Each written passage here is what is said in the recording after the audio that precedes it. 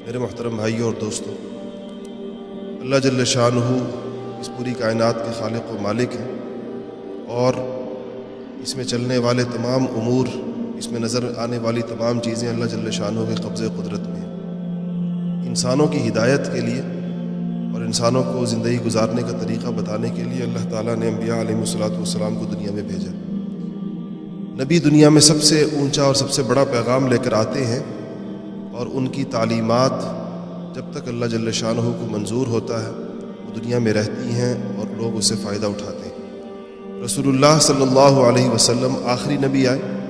آپ کی تعلیمات کے لیے جو زمانہ اللہ نے پسند فرمایا وہ قیامت تک کے سارے زمانے، قیامت تک حضور صلی اللہ علیہ وسلم کی تعلیمات، آپ صلی اللہ علیہ وسلم کے ارشادات، آپ کے بتائے ہوئے طریقے، آپ کی بتائی ہوئی باتیں وہ اس دنیا میں رہیں گی، اور آپ کو بھیجے جانے کا مقصد ہی یہی ہے کہ وہ چیزیں رہیں گی تو صحیح، کس حالت میں رہیں گی، کس حال میں رہیں گی، کس حیثیت میں رہیں گی۔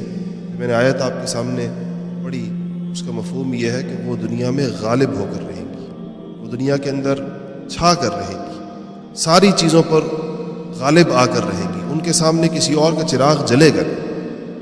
آج ان ابدی، ان دائمی تعلیمات کے ہونے کے باوجود اگر ان تعلیمات کا جو مقام اور مرتبہ ہونا چاہیے، اس کے جو اثرات مرتب ہونے چاہیے، جب وہ مرتب ہوتے ہوئے نظر نہیں آتے تو ہمارا آج کا نوجوان پریشان ہوتا ہے۔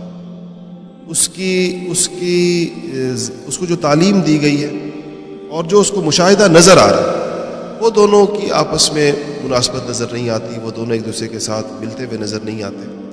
تو بعض لوگوں کو یہ شبہ پیدا ہو جاتا ہے کہ کیا اللہ جل شانہ نے رسول اللہ صلی اللہ علیہ وسلم کے ذریعے سے جو وعدے فرمائے ہیں، العیاذ باللہ، وہ سچے ہیں یا نہیں ہیں؟ لوگوں کی ایک بڑی تعداد اس وجہ سے ایمان سے محروم ہو جاتی ہے کہ جب وہ جو اللہ تعالیٰ کے جو وعدے ہیں، اللہ تعالیٰ کے نے جو کچھ کے جو احکامات ہیں، اس کی جو ابدیت ہے، سرمدیت ہے، اس کی جو صداقت ہے، اس پر شبہ ہو جاتا ہے۔ شبہ ہونے کی وجہ کیا ہے؟ شبہ ہونے کی وجہ یہ ہے کہ جو چیزیں اللہ تعالیٰ نے دین کی حقیقت کے ساتھ جوڑی کہ حقیقت دین ہوگی تو یہ نتائج ہوں گے، ہم ان چیزوں کو دین کی صورت میں ڈھونڈ رہے ہوتے ہیں۔ ہمارے سامنے دین کی ایک صورت ہوتی ہے، ایک شکل ہوتی ہے، ایک ظاہر ہوتا ہے۔ اس ظاہر سے ہم کہہ رہے ہوتے ہیں کہ وہ نتائج کیوں نہیں برآمد ہو رہے جو حقیقت سے برآمد ہوتے ہیں، اور جب وہ نتائج برآمد ہوتے ہوئے نظر نہیں آتے تو لوگ ہم سے پوچھتے بھی ہیں، اور علماء سے بھی پوچھتے ہوں گے، دارالفتاؤں سے بھی پوچھتے ہیں کہ یہ آیا ہے، یہ قرآن کی آیت ہے، یہ حدیث ہے، اور یہ اللہ تعالیٰ کا وعدہ ہے، یا یہ فلانی جگہ کیوں نہیں پورا ہوا، یہ فلانی جگہ کیوں نہیں پورا ہوا، یا میری ذاتی زندگی میں کیوں نہیں پورا ہوا۔ اور مجھے آج تک یاد ہے ایک صاحب کہنے لگے کہ میں نے سنا ہے کہ والدین کی خدمت کرنے والے کو رزق میں فراخی ہوتی ہے۔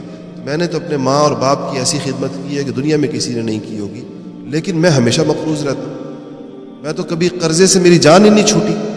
تو یہ جو وعدہ کیا گیا تھا، یہ جو بات بتائی گئی تھی ہمیں کہ صلہ رحمی کرنے سے، والدین کی خدمت کرنے سے انسان کو فراخی آتی ہے اور اس کو دنیا کے اندر اللہ تعالیٰ کے شائش اور دنیا کی نعمتوں سے نوازتا ہے، یہ میرے اوپر کیوں نہیں صادق؟ اب اس قسم کے سوالات اور بھی بہت سے موقعوں پر اٹھائے جاتے ہیں۔ یا بعض لوگوں کو یہ اشکال ہوتا ہے، اگر فلانی جماعت حق پر تھی یا حق پر ہے تو اس کی غیبی تائید و نصرت کیوں نہیں ہوئی، آسمانوں سے اس کے لیے مدد کیوں نہیں اتری؟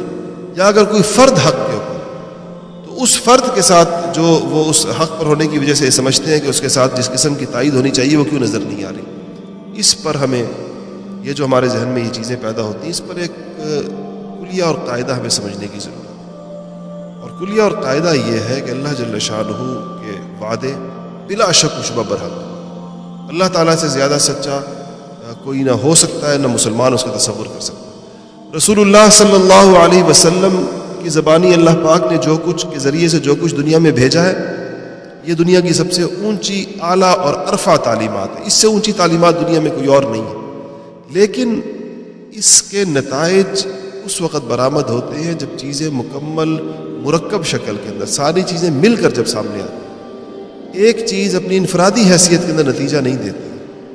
مثلا ایک انسان نماز پڑھتا ہے، نمازی ہے، اس کی نماز کے ساتھ اللہ جل شانہ نے جوڑی ہیں بہت ساری چیزیں، نمازی کو یہ ملے گا، نمازی کو یہ ملے گا، نمازی پر یہ فائدہ اور نمازی کو یہ فائدہ.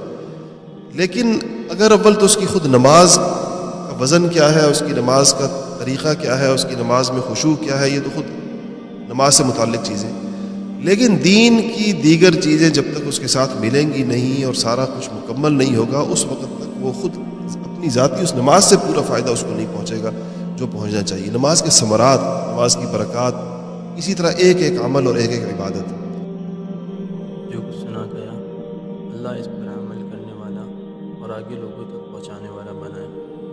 مزید اصلاحی بیانات کے لیے ہمارا یوٹیوب چینل ایمان و یقین کو سبسکرائب کریں. جزاک اللہ.